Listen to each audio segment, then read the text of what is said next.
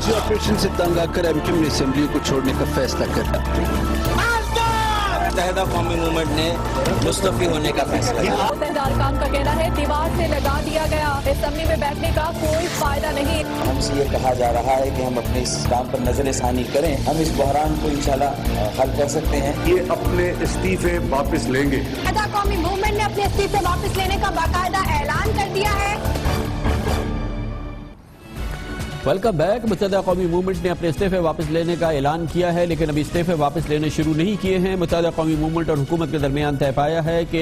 इस हवाले से एक शिकायत अजाला कमेटी बनाई जाएगी, जो कि बनाई गई है, जिसका ऐलान किया जा चुका है। और ये शिकायत अजाला कमेटी एमक्यूएम की शिकायत पर और उसकी ग्रीवांसेस पर अपनी रिपोर्ट बनाएगी और इसकी तहकीकात करेगी। अब हम आपसे बता सकते हैं इंतहाई जिम्मेदारी से कि ये मामला इतना सादा नहीं है जैसे नजर आ रहा है, और इस हवाले से सिक्योरिटी फोर्सेस के खास तौर पे उन कानून नाफिज करने वाले इदारों के जो बराह रास्त या बिला वास्ता तौर पे कराची ऑपरेशन में शरीक है, उन्हें इस मामले पर तहफ़्फ़ुज़ात हैं। और ये कमेटी जब अपना काम शुरू करेगी और जिस अंदाज से काम शुरू करेगी, इस बारे में लगता नहीं है कि ये कोई बहुत स्मूथ अमल होगा। हुकूमत की जानिब से इस कमेटी का क़याम किसी बड़े तातुल का भी शिकार हो सकता है। कम अज कम हालात इस जानिब बढ़ते दिखाई दे रहे हैं। वफाकी हुकूमत ने एमक्यूएम के साथ तय पाने वाले माहिदे के तहत,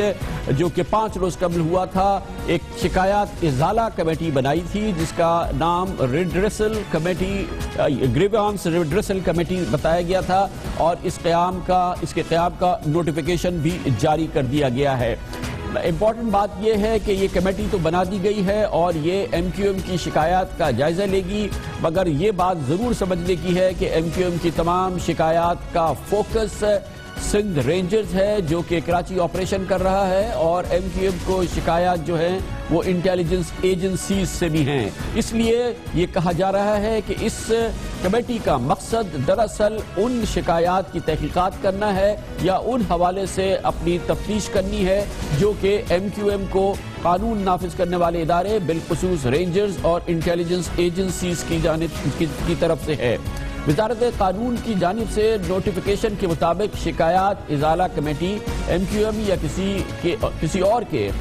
खिलाफ कानून नाफिज करने वाले इदारों और दीगर महकमों की जानिब से ताकत के गलत इस्तेमाल या इख्तियारात के तजावुज़ की शिकायत का इजाला करेगी। ताकत का गलत इस्तेमाल किसने किया? रेंजर्स ने, शिकायत है एमक्यूएम को। और ताकत का गलत इस्तेमाल किसने किया? वो दूसरे कानून नाफिज करने वाले इदारों को। ये शिकायत है एमक्यूएम को, और कमेटी बनाई है वफाकी हुकूमत ने इन शिकायत के इजाले के लिए। इस सिलसिले में कमेटी में शामिल किया गया है जनाब जस्टिस रिटायर्ड नासिर असलम जाहिद, जनाब जस्टिस रिटायर्ड खलीलुर रहमान खान, जनाब जस्टिस रिटायर्ड अजमल मियाँ, और इसमें एमक्यूएम के सेनेटर फरोग नसीम को भी शामिल किया गया है, जबकि वफाकी सेक्रेटरी दाखिला इस कमेटी के सेक्रेटरी की हैसियत से काम करेंगे। बताया गया है कि ये सेक्रेटरी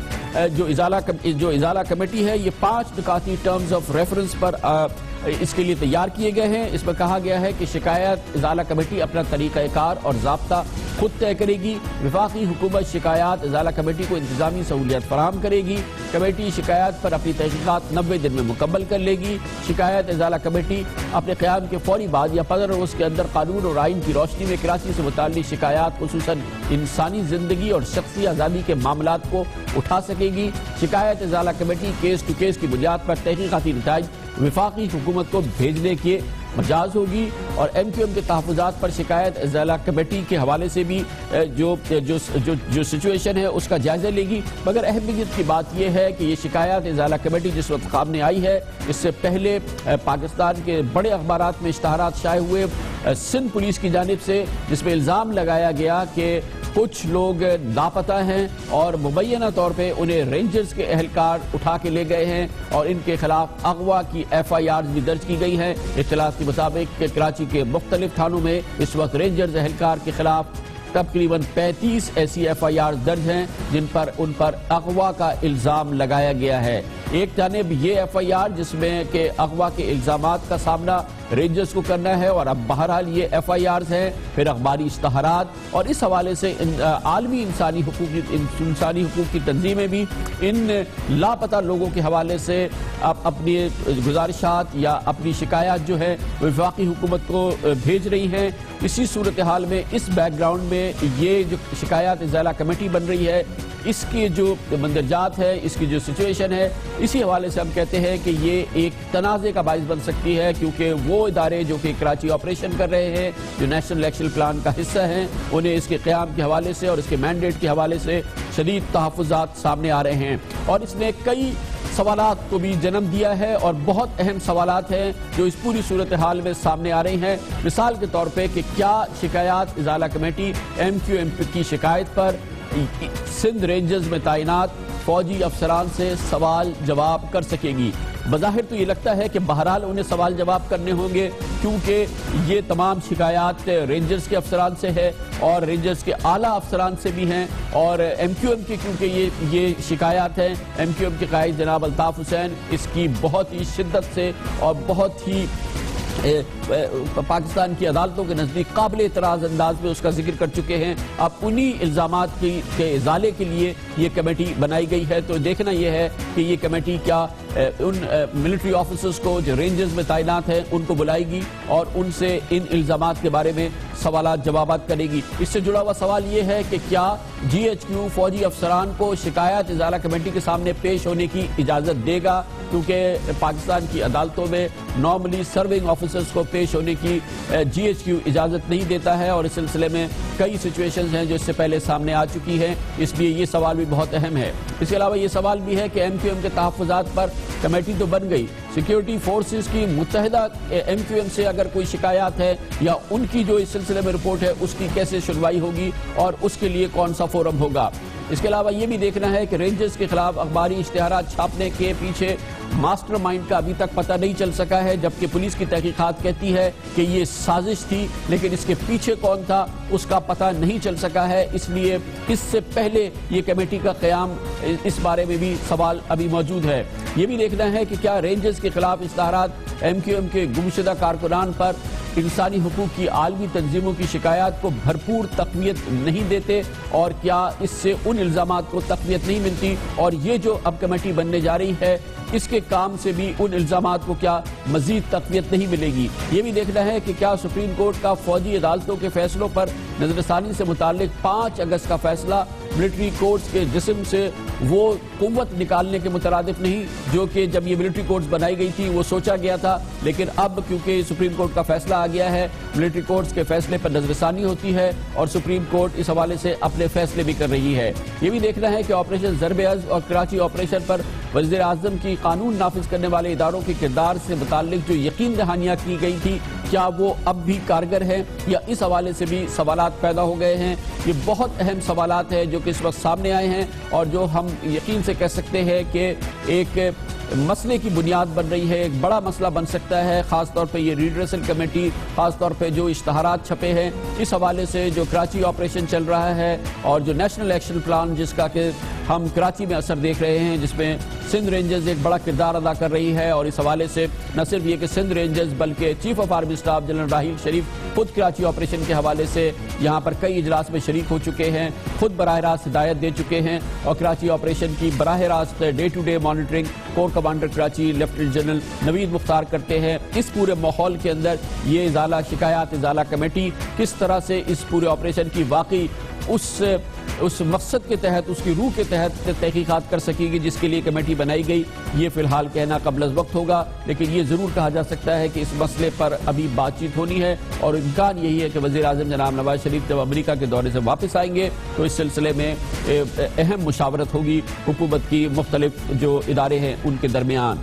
پوری صورتحال پہ بات کرتے ہیں، اور اس کے لیے ہمیں جوائن کیا ہے ممتاز اور سینئر قانون دان جناب سلمان اکرم راجہ نے، جو کہ ہمارے ساتھ لاہور سے موجود ہیں۔ بہت بہت شکریہ سلمان اکرم راجہ صاحب، آپ فرمائیے گا، یہ تو اٹ گوز وداؤٹ سیئنگ کہ جب ایک شکایات ازالہ کمیٹی بنی ہے جو ایم کیو ایم کی شکایت پہ بنی ہے، جس کا کہ مقصد ان کی جو شکایات ہیں اور ان کے اور وہ شکایات عام ہیں جو ہر صورت میں سامنے آتی ہیں، تو اس کا مقصد یہی ہے کہ یہ ان شکایات کو انویسٹیگیٹ کرے گی، اور اس دوران ظاہر ہے کہ اگر یہ رینجرز کے لوگوں کے خلاف ہے تو ان کو بلا کے ان سے اس سلسلے میں پوچھ گچھ ہوگی اور ان کی انٹیروگیشن ہوگی یا ان سے سوال جواب ہوں گے. اس کے بغیر تو کام نہیں ہو سکتا نا. یہ تو سمجھنے والی بات ہے، اس میں کوئی راکٹ سائنس تو نہیں ہے. جی بظاہر تو یہی لگتا ہے، لیکن میں عرض کروں یہ کمیٹی بنانے کا انداز بہت عجیب و غریب ہے. اگر آپ اس نوٹیفیکیشن کو دیکھیں، اس میں کسی قانون کا حوالہ نہیں دیا گیا کہ یہ کمیٹی کس قانون کے تحت بنائی جا رہی ہے. کوئی آرڈیننس جاری نہیں کیا گیا جس کے تحت اس کمیٹی کو بنایا گیا ہو. صرف یہ کہہ دیا گیا ہے کہ وزیر اعظم کی ہدایت پہ ایک کمیٹی تشکیل دی جاتی ہے. ایسی کمیٹی کا قانونی طور پہ کوئی مقام نہیں ہے. اس کو صرف ایسے ہی سمجھا جائے گا کہ وزیر اعظم نے اپنی معاونت کے لیے کچھ لوگوں کو مقرر کیا ہے کہ وہ وزیر اعظم کو اپنی رائے دیں، اپنے نتائج سے آگاہ کریں، جو کوئی مشاہدہ وہ کر سکتے ہیں. اب یہ مشاہدہ یا کارروائی کرنے کے لیے ان کو کوئی طاقت بھی نہیں دی گئی کہ ان کے پاس یہ اختیار ہو کہ کسی افسر کو یہ طلب کریں اور اس کا آنا ان کے سامنے ضروری ہو. عام طور پہ یہ ہوتا ہے کہ اگر کوئی کمیشن آف انکوائری بنتا ہے تو اس کو یہ طاقت دی جاتی ہے کہ وہ سمنز جاری کر سکتا ہے. اس کے سمنز کے جواب میں اگر کوئی پیش نہیں ہوتا تو توہین کا اختیار اس کو دیا جاتا ہے، کوئی تادیبی کارروائی کرنے کا اختیار دیا جاتا ہے. یہ ایک کمیٹی بنا دی گئی، لیکن اس کے اختیارات جو ہیں وہ بالکل غیر واضح ہیں. بظاہر یہ لگتا ہے کہ یہ کمیٹی چھان بین کرے گی، شکایات کو سنے گی، اپنی رائے دے گی. اس رائے پہ عمل کرنا نہ کرنا وفاقی حکومت کا کام ہوگا. اس رائے کو منظر عام پہ لایا جاتا ہے یا نہیں لایا جاتا، خفیہ رکھا جاتا ہے، یہ بھی بظاہر اس میں واضح نہیں ہے کہ اس کی کارروائی پس پردہ ہوگی یا کھلے کورٹ میں ہوگی، کسی کھلے کمرے میں ہوگی. لیکن سلمان صاحب اس کا ہدف ظاہر ہے. اس میں ایک اور چیز بڑی اہم ہے کہ اس میں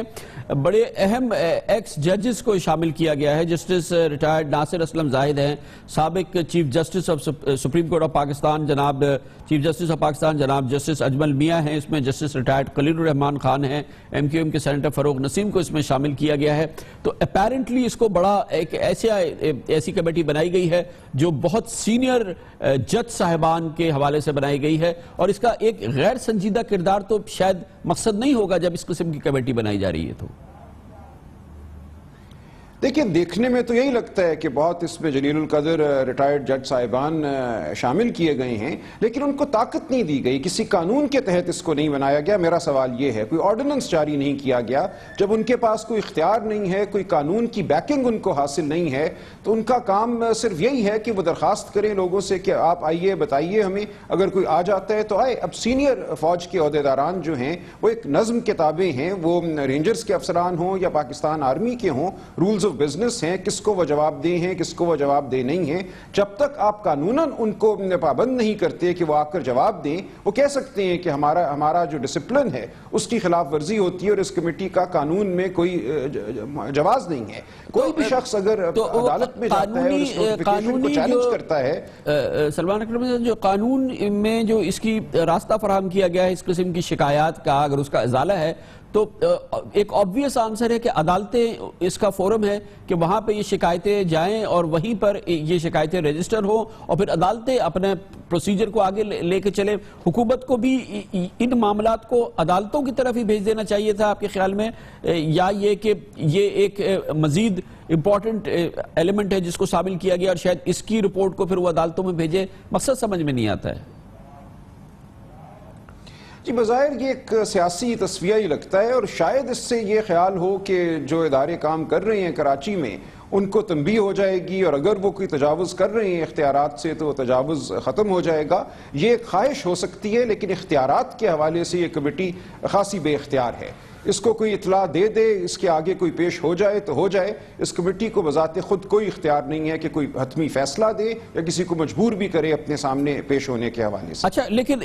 دوسری طرف جو ایک چیز ہوئی ہے بہت اہم، وہ یہ کہ کراچی پاکستان کے بڑے اخبارات میں اشتہارات شائع ہوئے، پولیس کی جانب سے اشتہارات شائع ہوئے جس میں لاپتہ افراد کی تصویریں دی گئیں، نام دیے گئے اور کہا گیا کہ رینجرز کے نامعلوم اہلکار اٹھا کے لے گئے ہیں اور اس میں اغوا کی متعلقہ شقیں شامل کی گئی. اور اب اطلاعات کے مطابق ایسے کوئی 35 مقدمات ہیں جو کراچی کے مختلف تھانوں میں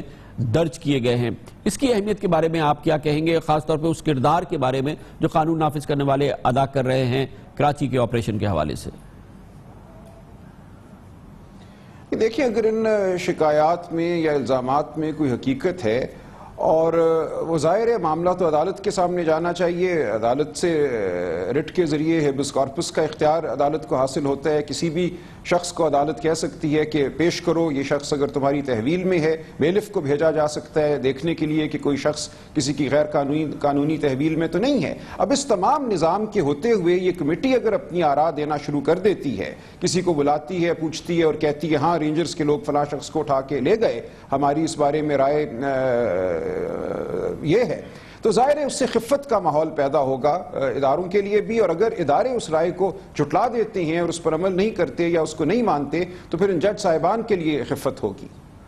بہت بہت شکریہ جناب سلمان اکرم راجہ ہمارے ساتھ تھے۔ ان کا کہنا یہ ہے کہ اس کی کوئی قانونی حیثیت نہیں ہے اور جب یہ کمیٹی کام کرنا شروع کرے گی تو اس کے پاس کوئی قانونی سکت نہیں ہے، کوئی قانونی اس کے پاس پاورز نہیں ہے جس کے ذریعے وہ طلب کر سکے قانون نافذ کرنے والے اداروں کو ان شکایات کے حوالے سے جو MQM نے درج کرائی ہیں۔ دیکھنا یہ ہے کہ کیا واقعی حکومت کا مقصد یہی ہے اور کیا 3 بڑے جج صاحبان جن میں جناب جسٹس ریٹائرڈ اجمل میاں چیف جسٹس آف پاکستان، سابق چیف جسٹس جناب جسٹس ریٹائرڈ ناصر اسلم زاہد، جناب جسٹس ریٹائرڈ خلیل الرحمان خان دراصل ایک ایسی کمیٹی کے ممبر بن گئے ہیں جس کے ہاتھوں میں کوئی طاقت نہیں ہے، جس کی کوئی سکت نہیں ہے، جس کے پاس کوئی قانونی جواز موجود نہیں ہے۔ یہ بہت اہم معاملہ ہے، دیکھنا یہ ہے کہ آگے چل کے اس کی کیا رخ اختیار کرتا ہے، لیکن شاید یہ ایک وجہ تنازع بنے گا حکومت اور قانون نافذ کرنے والے اداروں کے درمیان یا سیاسی قوتوں اور قانون نافذ کرنے والے اداروں کے درمیان۔ اسی لیے ہم آپ سے پوچھنا چاہتے ہیں آپ کی رائے کیا ہے، ضرور آپ ہمیں بھیجیں، چاہے واٹس ایپ کے ذریعے، چاہے فیس بک پہ، چاہے ٹویٹر اکاؤنٹ کے ذریعے، کہ کیا شکایات ازالہ کمیٹی کا قیام دراصل کراچی آپریشن کو زک پہنچائے گا، نقصان پہنچائے گا۔ ہم آپ کے جواب کے منتظر ہیں۔ لیتے ہیں کمرشل بریک اور اس کے بعد ذکر کرتے ہیں بھارت میں پاکستان کرکٹ بورڈ کے اہلکاروں کے ساتھ جو کچھ کیا گیا ہے اسے سوائے شدید رسوائی کے اور کچھ نہیں کہا جا سکتا ہے۔ وعدے تھے پاکستان کرکٹ بورڈ والوں کے قوم سے کہ ہم بھارت جا رہے ہیں، بھارت کے ساتھ کرکٹنگ تعلقات بحال ہونے جا رہے ہیں۔ یہ وعدے آج سے نہیں تھے، پچھلے 1.5 سال سے قوم سے وعدے کیے جا رہے ہیں اور ملا قوم کو اور پاکستان کو صرف اور صرف رسوائی ہے۔ اس کے بارے میں بات کرتے ہیں اور اس کا بیک گراؤنڈ آپ کو دیتے ہیں جو شاید آپ کے فوری طور پہ آپ کے علم میں نہ ہو، بہت اہم معلومات ہے آپ کے ساتھ شیئر کریں گے ایک کمرشل بریک کے بعد۔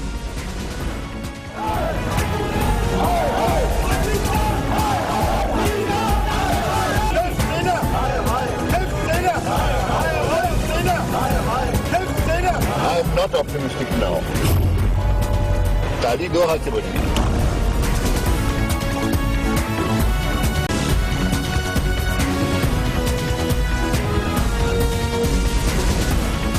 بڑی تعداد میں پاکستانی یہ سمجھتے ہیں کہ پاکستان کو، پاکستان کے نام کو، پاکستانیوں کو جتنا بدنام پاکستان کرکٹ بورڈ والوں نے حالیہ دنوں میں کیا اتنا بھارت کے جنونی ہندوؤں نے نہیں کیا۔ کیوں گئے یہ بھارت؟ کیوں یہ خواہش بار بار ان کے دل میں تڑپ رہی تھی یا سامنے آ رہی تھی کہ ہم بھارت جائیں گے، بھارت کے ساتھ کرکٹ کے تعلقات بنائیں گے، سیاست الگ بات ہے، کرکٹ الگ بات ہے۔ ان کو خاک نہیں پتا تھا کہ وہاں بلا کے ان کو ذلیل کیا جائے گا اور اس کے ساتھ ہی پاکستان کا نام رسوا کیا جائے گا۔ یہی ہوا پرسوں جب جناب شہریار خان پاکستان کرکٹ بورڈ کے چیئرمین، جناب نجم سیٹھی اور ICC معاف کیجیے گا پاکستان کرکٹ بورڈ کے CEO سبحان نئی دلی گئے اور معاف کیجیے گا ممبئی گئے، جہاں پر ان کی ملاقات ان کے بقول ہونی تھی بھارتی کرکٹ بورڈ کے سربراہ کے ساتھ، مگر ملاقات تو کیا ہوتی؟ بھارتی کرکٹ بورڈ کو ایسا لگا، بھارت میں ایسا لگا اور ممبئی شہر میں ایسا لگا کہ نہ وہاں قانون ہے، نہ وہ پولیس ہے، نہ کوئی سیکیورٹی ہے، کیونکہ مجمع کو ٹیلی ویژن پہ دکھایا گیا کہ کئی درجن لوگ بھارتی کرکٹ بورڈ کے ہیڈ کوارٹرز میں داخل ہو گئے اور وہاں جا کے انہوں نے گرما گرمی شروع کری اور بحث شروع کری اور بدتمیزی شروع کی بھارتی کرکٹ بورڈ کے سربراہ کے ساتھ، اور صاف لگ رہا تھا کہ یہ بنا بنایا ڈرامہ ہے اور اس پورے بنے بنائے ڈرامے کا مقصد صرف یہ تھا کہ پاکستان سے آئے ہوئے مہمانوں کو بتا دیا جائے کہ بھارت میں ان کو کسی صورت میں خوش آمدید نہیں کیا جا سکتا اور اپنی وہ خواہشات جو وہ لے کے آئے ہیں بھارت کے ساتھ کرکٹنگ تعلقات کے حوالے سے اور بھارت کے ساتھ کرکٹ سیریز کے حوالے سے وہ نام نہاد خواہشات ہیں اور وہ ان کو اپنی ہی جیب میں ڈال کے واپس لے جائیں۔ اس کے بعد ہوا یہ کہ وہاں سے جناب شہریار خان اور جناب نجم سیٹھی میڈیا کی اطلاعات کے مطابق بمبئی کی صورتحال کے نتیجے میں نئی دلی چلے گئے، جہاں پر وہ موجود رہے، اور آج نئی دلی میں اطلاعات کے مطابق جناب شہریار خان نے اپنے ایک ذاتی دوست راجیو شکلا سے ملاقات کی، جبکہ نجم سیٹھی صاحب کا پتہ نہیں چلا کہ وہ کہاں چلے گئے ہیں۔ بھارتی میڈیا اب یہ رپورٹ کر رہا ہے کہ دسمبر میں پاکستان اور بھارت کے مابین متحدہ عرب امارات میں کرکٹ سیریز منسوخ کر دی گئی ہے، نہیں ہوگی، اور یہ جو خواہشات تھی یا یہ جو اطلاع تھی یا یہ جو خواب دکھایا گیا تھا پاکستانیوں کو پاکستان کرکٹ بورڈ کی جانب سے، یہ سراسر غلط ہے، اور اب بھارتی میڈیا کہتا ہے کہ یہ دسمبر میں سیریز نہیں ہونی ہے۔ یاد رہے کہ یہ وہی کرکٹ سیریز ہے جس کا لالچ دے کر پاکستان سے کرکٹ کے بگ 3 یعنی 3 بڑوں نے حمایت حاصل کی تھی۔ گزشتہ روز پاکستان کرکٹ بورڈ کے چیئرمین شہریار خان اور پی سی بی کے ایگزیکٹو کمیٹی کے سربراہ جناب نجم سیٹھی کی ممبئی کی موجودگی میں بی سی ایس سی آئی کے دفتر پر جب حملہ ہوا تھا، بھارتی حکام نے انہیں ممبئی سے دلی بلایا، لیکن دلی میں بھی مذاکرات نام کی کوئی چیز نہیں ہوئی۔ انٹرنیشنل کرکٹ کونسل نے دوسری جانب پاکستانی امپائر علیم ڈار کو 2 میچز کی امپائرنگ سے روک دیا، جبکہ دھمکیاں ملنے کے بعد وسیم اکرم اور شعیب اختر کی کمنٹری کا معاہدہ بھی ختم کر دیا گیا۔ یہ سب کچھ بھارت میں ہوا، اس وقت ہوا جب پاکستان کرکٹ بورڈ کے سربراہ وہاں پہ موجود تھے، اور یہ سارا کچھ جو ہوا ہے، چاہے وہ انٹرنیشنل کرکٹ کونسل نے کیا ہو یا کسی اور نے کیا ہو، یہ سارا کچھ پاکستان کو میسج دینے کے لیے اور پاکستان کرکٹ بورڈ کو میسج دینے کے لیے کیا گیا، وہ کہ کہا یہ گیا کہ شیو سینا کی دادا گیری ہے اور مودی سرکار کی خاموشی ہے، اور اسی حوالے سے اب یہ بات سامنے آ رہی ہے کہ بھارت میں آئندہ سال 11 مارچ سے شروع ہونے والے T20 ورلڈ کپ کے انعقاد کے حوالے سے کیا پاکستان کو اس میں شرکت کرنا چاہیے یا نہیں کرنا چاہیے۔ اسی لیے کہ سابق چیئرمین نجم سیٹھی کا بگ 3 یعنی انگلینڈ، آسٹریلیا اور بھارت کی انٹرنیشنل کرکٹ کونسل پر اجارہ داری پر ہاں میں ہاں ملانے کا وہ دعویٰ بھی خاک میں مل گیا ہے، جس کے تحت انہوں نے اعلان کیا تھا کہ بگ 3 کی حمایت سے پاکستان میں انٹرنیشنل کرکٹ کے دروازے کھل جائیں گے، اور اگر ایسا نہ ہوتا تو پی سی بی 2 سال میں دیوالیہ ہو جاتا۔ جناب نجم سیٹھی نے یہ وعدہ کیا تھا قوم سے، یہ گزشتہ سال جون میں ہوا تھا، اور اس حوالے سے جناب نجم سیٹھی نے جو کہا تھا وہ ہم آپ کو سناتے ہیں۔ 9 لوگ اگر ایک طرف تھے اور ہم باہر کھڑے تھے تو یہ کام ہمارا چل نہیں سکتا تھا، ہمیں نہ صدارت ملتی، نہ کسی کمیٹی میں رول ملتا، نہ ہمارے ساتھ فورن ٹورز پروگرام انڈیا سائن کرتا، اور اگر ایسے ہی چلتا رہتا تو 2 سال کے اندر پی سی بی بینکرپٹ ہو جاتا۔ مجھے بڑی خوشی ہو رہی ہے آپ سے کہنے کہ ہم نے انہیں کنونس کر کے پاکستان اب ایگزیکٹو کمیٹی میں نمبر 4 پہ آ گیا ہے، اور ہر فیصلہ جو بھی ہوگا آئی سی سی کا وہ ایگزیکٹو کمیٹی کے اندر فیصلے ہوں گے، جس کے اندر آپ کے خادم انشاءاللہ بیٹھا ہوگا یا پاکستان کا جو بھی نمائندہ۔ یہ گزشتہ سال فروری کی بات ہے جب سابق chairman P C B Zaka Ashraf کو دوسری بار گھر بھیجا گیا تھا، اور جناب نجم سیٹھی کو پی سی بی کے چیئرمین کی حیثیت سے تمام بڑے فیصلے کرنے کا مکمل اختیار ملا تھا، اور جناب نجم سیٹھی نے بگ 3 کی حمایت پر بھارت کے ساتھ 4 سیریز کھیلنے پر پاکستان کی کم از کم 30 ارب روپے آمدنی کی خوشخبری ہمیں سنائی تھی۔ اب فائنل کر دیا ہمارے ساتھ، تو آپ سمجھیں یہی کہ سگنلز گرین ہی آ رہے ہیں ابھی تک، اور انشاءاللہ یہ ہوگا، اور اگلے سال دسمبر میں انڈیا پاکستان کی پوری سیریز ہوگی دبئی کے اندر۔ ہندوستان نے جو ہمارے ساتھ وعدہ کیا ہے کہ ہمارے ساتھ 4 ہوم سیریز کھیلے گا اور ہم ان کے ساتھ 2 ان کی سیریز کھیلیں گے اگلے 8 سال میں، وہ اب فائنل ہو گیا ہے۔ وہ جو میمورینڈم تھا اس کو اگریمنٹ میں تبدیل کر دیا گیا ہے۔ انٹرنیشنل کرکٹ کی قبولیت ہو ہی نہیں سکتی جب تک انڈیا پاکستان ایک دوسرے کو نہیں کھیلیں گے، تو یہ سب مانتے ہیں، اور اب اس کو ہم نے کاغذ پہ لکھ کے اس کو پکا کر دیا ہے۔ انشاءاللہ یہ بہت بڑی کامیابی ہے انڈیا والی جو ہے۔ اس سے میں نے پہلے بھی ذکر کیا تھا، کم از کم ہمیں $300 ملین، جس کا مطلب یہ ہے کم از کم 30 ارب روپیہ ہمیں ملے گا۔ آئی سی سی کے منٹس کے اندر ریکارڈ ہو گیا ہے کہ انڈیا اور پاکستان کے درمیان اگلے 8 سال میں 6 سیریز ہوں گی، اور ایک انڈیا پاکستان کی طرف سے ایک جوائنٹ سٹیٹمنٹ بھی ایشو ہو گیا ہے، تو وہ معاملہ تو اب بالکل پکا ہو گیا، اس میں تو کوئی گنجائش نہیں رہی۔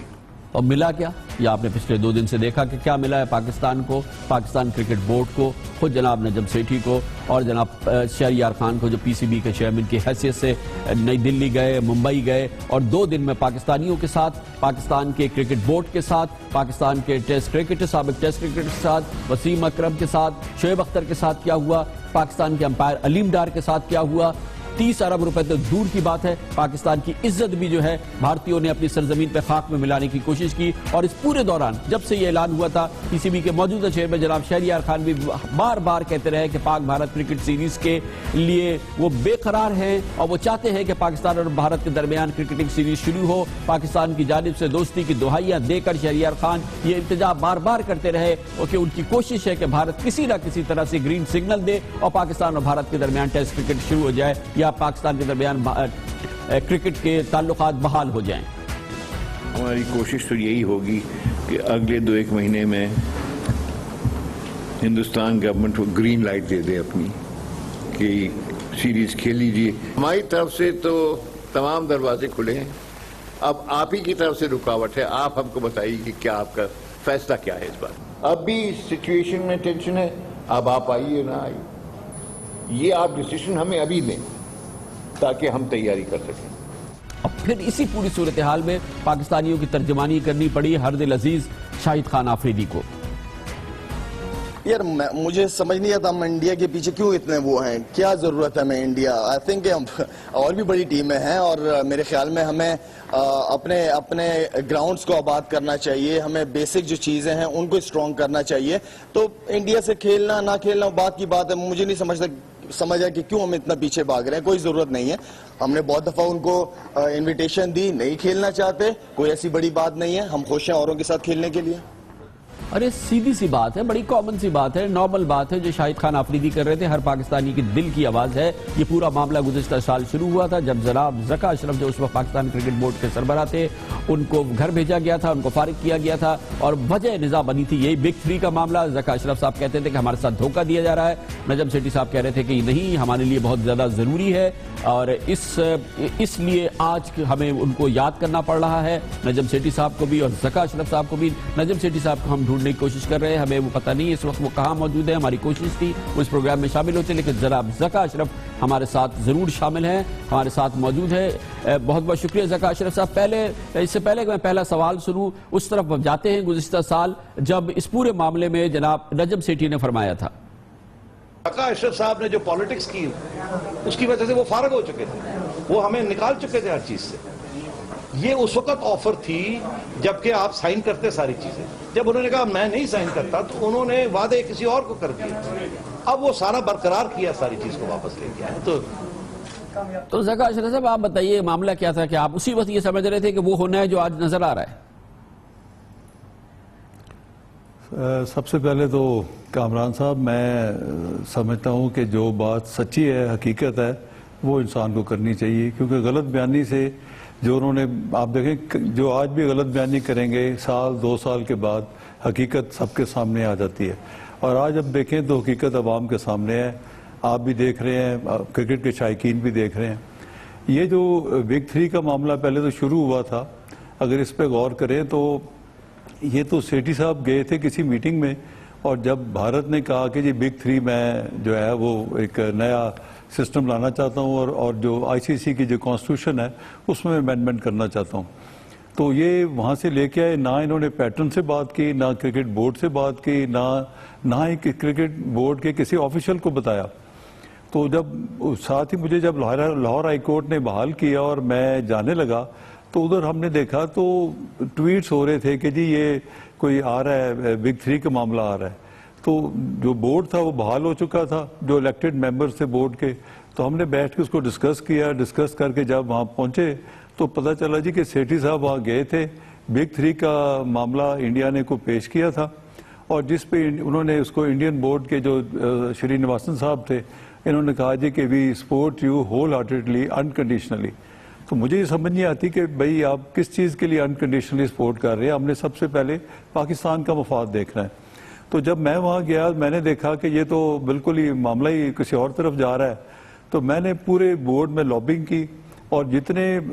5 ووٹ میرے ساتھ ہوئے 5 انڈیا کے ساتھ گئے، اور ہم نے اس کی قرارداد کو ڈیفیٹ کیا۔ اور جب اس میں ہم نے دیکھا تو وہ تو سارا یک طرفہ چل رہا تھا، اور تینوں جو بگ 3 کا جو معاملہ تھا اس میں اگر آپ دیکھیں تو جتنے دوسرے ممبرز ہیں پاکستان کو جو شیئر آ رہا تھا وہ 0.3% تھا،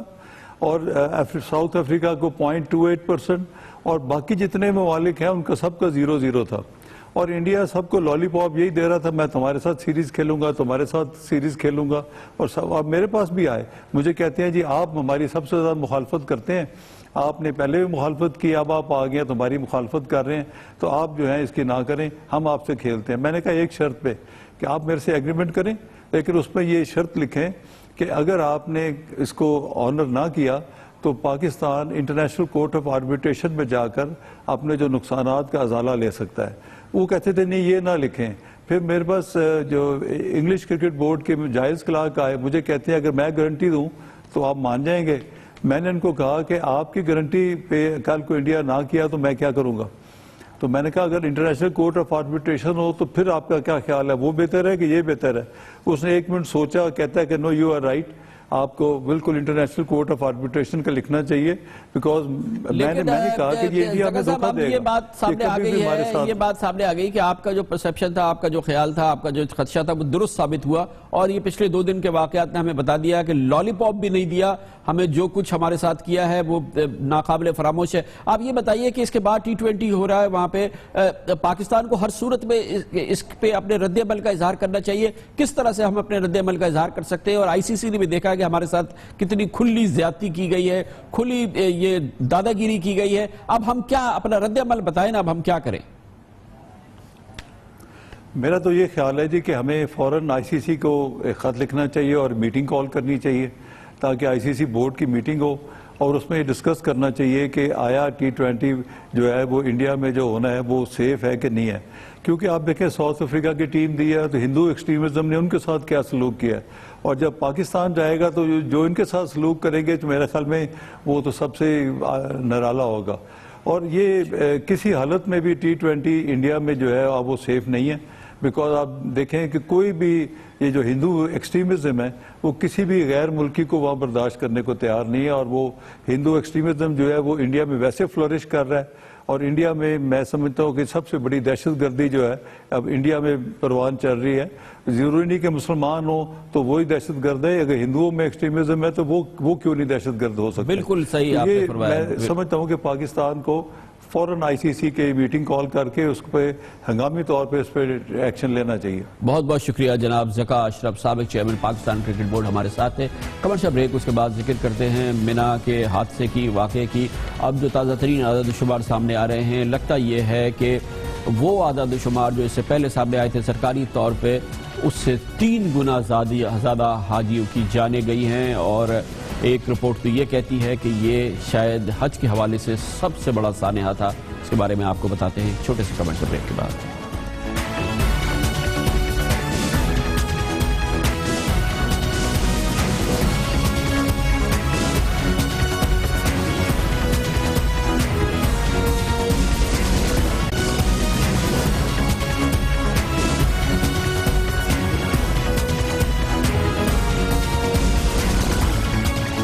ویلکم بیک۔ سعودی عرب کی جانب سے گزشتہ مہینے 24 ستمبر کو پیش ہونے والے منا سانحے میں جاں بحق حجاج کی تعداد اب بھی 769 ہی بتائی جا رہی ہے۔ یہ آخری آفیشل فگر ہے جو سعودی حکومت کی جانب سے جاری کی گئی، لیکن اب امریکی خبر رساں ایجنسی AP کا کہنا ہے کہ سانحے میں اس کے پاس اس بات کے مفصل ثبوت موجود ہے کہ جاں بحق ہونے والے افراد کی تعداد دراصل 2177 تک پہنچ چکی ہے۔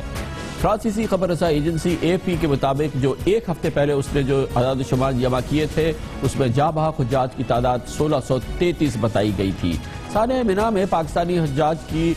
کے بارے میں پتہ چلا ہے کہ تازہ ترین اعداد و شمار کے مطابق یہ تعداد 104 ہے، جن میں سے 75 پاکستانی حاجیوں کی تدفین مکہ مکرمہ میں کی جا چکی ہے، جبکہ 18 پاکستانی حاجی آج بھی لاپتہ بتائے جا رہے ہیں۔ اب جو تحقیقات کی ہوئی ہے اور جو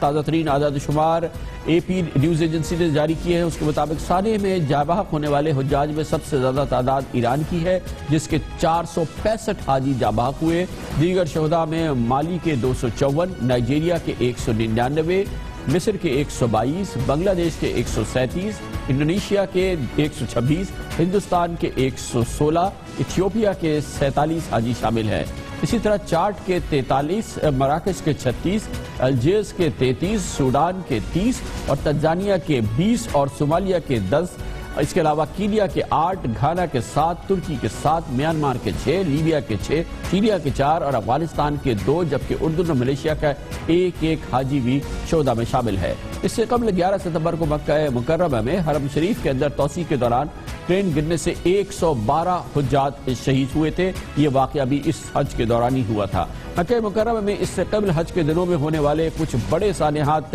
ہیں، لیکن یہ سانحہ جو تازہ ترین سانحہ ہے وہ ہر صورت میں حج کے دوران ہونے والے تمام سانحات سے سب سے بڑا سانحہ لگتا ہے، کیونکہ اس میں اب تازہ ترین اعداد و شمار 2177 اموات کے بارے میں بتائے جا رہے ہیں۔ اس سے پہلے جو بڑے واقعات ہوئے ہیں ان میں 12 جنوری 2006 کو شیطان کو کنکریاں مارتے ہوئے بھگدڑ کے وقت 346 عازمین شہید ہوئے تھے، جبکہ 1 فروری 2004 کو مینا میں 244 حجاج اللہ کو پیارے ہوئے تھے۔ 9 اپریل 1998 کو جمرات کا پل گرنے سے 118 حجاج شہید ہوئے تھے۔ 23 مئی 1994 کو شیطان کو کنکریاں مارنے کے دوران 270 حاجی جاں بحق ہوئے تھے، اور 2 جولائی 1990 کو مکہ سے مینا جاتے ہوئے زیر زمین ٹنل میں بھگدڑ مچنے سے 426 افراد شہید ہوئے تھے۔ ہر لحاظ سے یہ واقعہ سب سے بڑا واقعہ ہے، اور تازہ ترین جو اعداد و شمار سامنے آئے ہیں وہ سرکاری فگرز جو سعودی حکومت کی جانب سے دی گئے ہیں اس سے 3 گنا زیادہ ہیں۔ اس کے بارے میں مزید معلومات حاصل کرتے ہیں، اس کے لیے جدہ جائیں گے جہاں پہ اخبار عرب نیوز کے سینئر ایڈیٹر جناب سراج وہاب ہمارے ساتھ موجود ہے۔ سراج وہاب صاحب بتائیے گا، ایک طویل عرصہ ہو گیا ہے سعودی حکومت نے اپنی فگرز اپڈیٹ نہیں کی ہے، اب اے پی نیوز ایجنسی کہتی ہے کہ اس کے اعداد و شمار کے مطابق 2177 لوگ دراصل ان کی اموات ہوئی اس سانحہ مینا کے دوران۔ اس سلسلے میں کیا سعودی حکام لیٹسٹ کیا بتا رہے ہیں، کیا سعودی پوزیشن ہے؟ دیکھیے، سعودی پوزیشن بہت صاف ہے۔ جب سانحہ ہوا تو اس کے بعد سعودی حکومت کی سب سے اولین ترجیح یہ تھی کہ وہ تمام سارے لوگ جو جاں بحق ہوئے ہیں، شہید ہوئے ہیں، ان کو سب سے پہلے آئیڈینٹیفائی کیا جائے، اور وہ جو لوگ جو مسنگ ہیں، جس میں ابھی آپ نے ذکر کیا کہ کئی پاکستانی بھی ابھی بھی مسنگ ہے، تو وہ تمام سارے مسنگ جو لوگ ہیں ان کو آئیڈینٹیفائی کیا جائے، اور وہ لوگ جو شہید ہو گئے ہیں ان کے فنگر پرنٹس، اور 3 دن کے بعد چونکہ فنگر پرنٹس کام نہیں کرتے تو ان کے جو ہے وہ ڈی این اے پروفائلنگ، تمام سارے جو ہے شہیدوں کی جو ہے ڈی این اے پروفائلنگ کی گئی تاکہ بعد میں وہ جو مسنگ ہے ان کے ڈی این اے پروفائلرز کو میچ کیا جا سکے اور یہ تمام ساری چیزیں حل کی جا سکے۔ تو اولین ترجیح حکومت یہ نہیں تھی کہ سب سے پہلے کہ کتنے جاں بحق ہوئے یا کتنے شہید ہوئے یا کاؤنٹنگ کے اندر تمام ساری پوری توانائی سعودی حکومت نے اس میں لگا دی کہ وہ تمام سارے لوگوں کو سب سے پہلے جو انجورڈ ہیں ان کو کس طرح طبی امداد پہنچائی جائے اور ان کا کس طرح بیسٹ کیئر کیا جائے، اور اگر وہ جدہ میں یا ریاض میں یا دوسری جگہ جو بیسٹ ہاسپٹلز ہیں اس میں ان کو منتقل کیا گیا، اور جو شہید ہوئے تھے ان کی تدفین کی کارروائی کی گئی، اور دریافتہ جو سیاست ہوئی اس میں خصوصاً ایران کی طرف سے کہ وہ یہ چاہتے تھے کہ ان کے کوئی بھی حاجی یہاں کو دفن نہیں کیا جائے، تو ان کی تمام ساری جو باڈیز تھی اس کو ریپیٹریٹ کرنا تھا، ان کو ایران کے اندر بھیجنا تھا۔ تو یہ تمام ساری چیزیں تھی جن کے اندر سعودی عرب نے جو ہے اپنی حکومت میں، ان کے ہیلتھ منسٹری میں، انٹیریئر منسٹری میں اپنی تمام ساری توانائی سے مرکوز کی کہ وہ سب سے پہلے جو ریلیف پہنچائی جائے انجورڈ کو، اور جو جاں بحق ہوئے ہیں، شہید ہوئے ہیں، ان کو سب سے پہلے تدفین کیا جائے، اور جو لوگ مسنگ ہیں ان کو آئیڈینٹیفائی کرنے کی کوشش کی جائے، اور انہوں نے اپنے آپ کو یہ فگرز کی جو تمام ساری جو سیاست ہے اس سے بالکل بالاطاق رکھا ہے۔ تو ابھی کیا پوزیشن ہے؟ بہرحال ایک سرکاری اعداد و شمار تو چاہیے ہوں گے کہ کتنے لوگ کس ملک کے شہید ہو گئے، ٹوٹل لوگ کتنے شہید ہو گئے، یہ تو بہت ہی امپورٹنٹ ایک معلومات ہے جو کہ ظاہر ہے کہ بہت اشد ضروری ہے، کیونکہ اب دوسری نیوز ایجنسیز جو بات کر رہی ہیں وہ اس اعداد و شمار سے 3 گنا زیادہ کی بات کر رہے ہیں جو کہ سرکاری طور پہ آخری بار جاری کیے گئے تھے۔ بہت انٹرسٹنگ بات یہ ہے کہ یہ جو اعداد و شمار دے رہے ہیں، جو اسٹیٹسٹکس آ رہی ہیں، اے پی کا آپ نے حوالہ دیا یا اے ایف پی پہ جو آ رہی ہیں، تو اس کو سعودی حکومت نے ڈینائی نہیں کیا ہے، صرف پہلی مرتبہ انہوں نے اس وقت ڈینائی کیا تھا یہ کہتے ہوئے کہ ان جو لوگ جو موسم مورچری میں جو تھے جو لوگ، ان میں کرین میں جو جاں بحق ہوئے، شہید ہوئے، وہ لوگ بھی شامل تھے، صرف یہ انہوں نے اس وقت تردید کی تھی۔ لیکن اس کے بعد انہوں نے اس جو فیگر آ رہی ہیں انٹرنیشنل خبر رساں ایجنسیز میں، اس کو ڈینائی نہیں کیا گیا ہے۔ دوسری جو بات ہو رہی ہے اس وقت، انویسٹیگیشن جو ہے وہ جاری ہے۔ پیر کی شب جو ہے ایک بہت امپورٹنٹ میٹنگ ہوئی ریاض میں، جس کو جو ہے ولی عہد محمد بن نائف نے چیئر کیا، اور اسی میٹنگ کے اندر یہ طے کیا گیا اور یہ بتایا گیا کہ انویسٹیگیشن جو ہے تمام پہلوؤں پہ غور کر رہا ہے کہ آیا یہ ٹریجڈی ہوئی کیسی، ایک ایسی جگہ جہاں پہ بالکل اس کا کبھی 100 سال میں کبھی بھی ایسی ٹریجڈی نہیں ہوئی تھی، تو کیا کوئی اس کے اندر کوئی سیاسی اس کا پہلو ہے، کیا کوئی دوسرا ملک اس میں ملوث ہے جو سیبوٹاج اس نے وہاں پر کیا ہے۔ تو اس میں انٹیلیجنس کی جو چیف ہے خالد الحمیدان، وہ بھی اس میٹنگ میں موجود تھے۔ 2 دن پہلے یہ میٹنگ ہوئی اور اس میں کہا گیا ہے کہ یہ انویسٹیگیشن جاری ہے اور جلد از جلد اس کو بہت بہت شکریہ جناب سراج بہاب ہمارے ساتھ تھے۔ کہتے ہیں کہ سعودی حکومت کی جانب سے فی الحال تردید نہیں کیے گئے وہ تازہ عدد و شمار جو سامنے آئے ہیں امریکی خبر ایجنسی کی جانب سے 2177 افراد کی ہلاکت کے بارے میں سانحہ منی میں۔ لیتے ہیں کمرشل بریک اور اس کے بعد ذکر کریں گے پاکستان میں ایک بار پھر ڈینگی مچھر نے حملہ کیا ہے اور اس وقت 6000 سے زائد پاکستانی اسپتالوں کے بستر پر ہیں۔ اس کے بارے میں بات کرتے ہیں کمرشل بریک کے بعد۔